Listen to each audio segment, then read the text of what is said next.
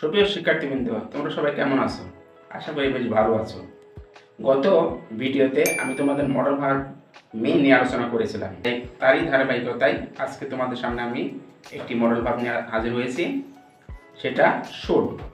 এটা তোমাদের অনেকে জানা, তবুও বিষয়টাকে আরও সুন্দরভাবে তোমাদের সামনে তুলে ধরার চেষ্টা করছি।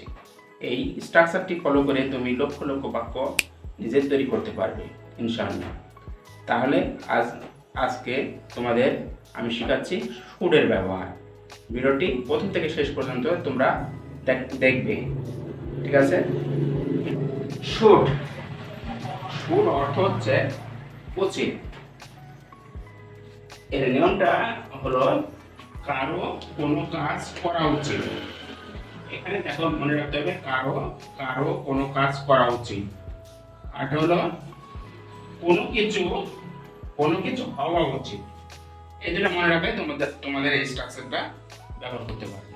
কারো কোনো কিছু করা উচিত অথবা কারো কোনো কিছু হওয়া উচিত, এই ধরনের ক্ষেত্রে তুমি এই স্ট্রাকচারটি ব্যবহার করতে পারবে। গঠন একটা, এখন প্রথমে তুমি নেবে সাবজেক্ট, নেবে বাক্যের সাবজেক্ট, তারপরে নেবে শুড, তারপরে নেবে হলো ভার্বের প্রেজেন্ট ফর্ম নেবে, তারপর অবজেক্ট প্লাস এক্সটেনশন।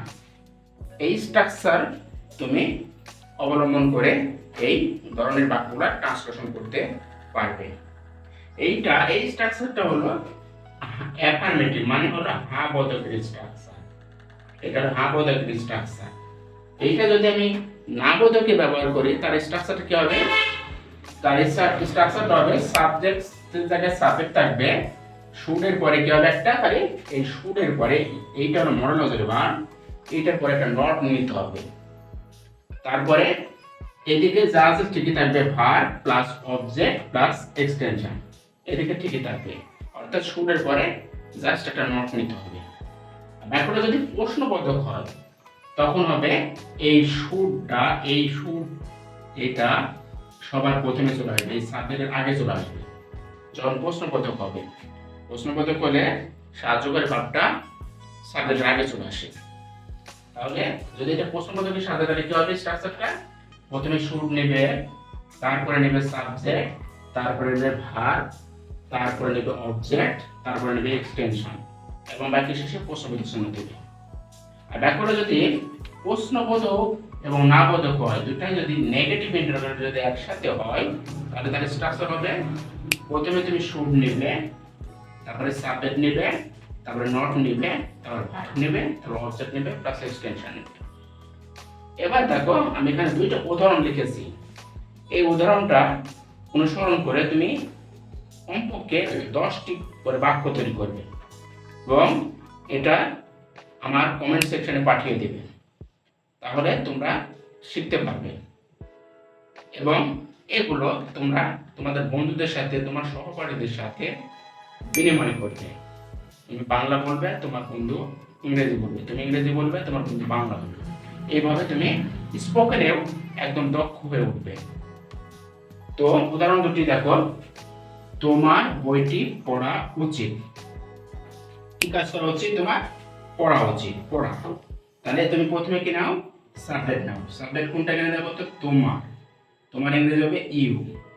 তারপরে সাবজেক্টের পরে কি আসবে? দেখো শুড, এই যে শুড। তারপরে কি নিব? ভার্ব। ভার্ব কোনটা কেন দেবো? তো এখানে ভার্ব হলো পড়া। তাহলে পড়ার ইংরেজি হলো কি? এই যে রিড, ইউ শুড রিড। আর অবজেক্ট কোনটা দেখো? তো বইটি, you should read the book. তোমার বইটি পড়া উচিত। তাহলে বন্ধুরা, এই ব্যাপারটা যদি আমি নেগেটিভ বলি, তাহলে কি হবে বলো তো দেখি? এই ব্যাপারটা যদি আমি নেগেটিভ বলি, তাহলে তো কি হবে? তোমার মনে কি আসছে? তাহলে দেখো তো, আমার সাথে তোমরা মিলছে নাকি? দেখো তো, তোমার বইটি পড়া উচিত না। এই বাক্যটা হবে। এটাকে যদি নেগেটিভ বলি, এই বাংলা বাক্য এটা দাঁড়াবে। তাহলে ইংরেজি কি হবে? You should not read the book. এবার যদি আমি এই বাক্যটাকে যদি প্রশ্নবোধকে নিয়ে যাই, তাহলে বাংলা বাক্যটা কি হবে বলো দেখি বন্ধুরা? হ্যাঁ, নিশ্চয় তোমরা বুঝতে পারছো। তাহলে কি হবে? তোমার কি বইটি পড়া উচিত? তোমার কি বইটি পড়া উচিত? তাহলে প্রশ্নবোধকের সূত্র আমি কি বললাম? প্রথমে তুমি শুড নেবে, তাহলে should you read the book. প্রশ্নবোধক না বলতে কি হবে? তাহলে তোমার কি বইটি পড়া উচিত না? তাহলে কি হবে? Should you not read the book? এভাবে তুমি পড়বে। এবার পরে ব্যাপারটা দেখো, রহিমের সৎ মানুষ হওয়া উচিত। সৎ মানুষ হওয়া উচিত। তাহলে সাবজেক্ট নিলাম, সাবজেক্ট হলো রহিম। শুড নিলাম, এই যে শুড। বাট কি? হওয়ার ইংরেজি কি? বি। আর সৎ মানুষ, সৎ মানুষের ইংরেজি অ্যান অনেস্ট ম্যান। এভাবে তোমাকে পড়তে হবে। আশা করি শিক্ষার্থী বন্ধুরা এই চমৎকার ভিডিওর মাধ্যমে তোমরা একটি সুন্দর স্ট্রাকচার শিখতে পারছো এবং এই স্ট্রাকচার ফলো করে তোমরা অনেক সুন্দর সুন্দর বাক্য গঠন করতে পারবে এবং ফ্রি হ্যান্ডে লিখতে পারবে ইনশাআল্লাহ। তাহলে শিক্ষার্থী বন্ধুরা, আমার চ্যানেল তোমাদের যদি ভালো লেগে থাকে তাহলে অবশ্যই লাইক করবে এবং কমেন্ট করবে এবং তোমাদের বন্ধুদের মাঝে এটা শেয়ার করে দেখার সুযোগ করে দিবে। আজকে এই পর্যন্তই। আগামী ভিডিওতে নিত্য নতুন তথ্য নিয়ে তোমাদের সামনে হাজির হব। সেই পর্যন্ত ভালো থাকো। খোদা হাফেজ।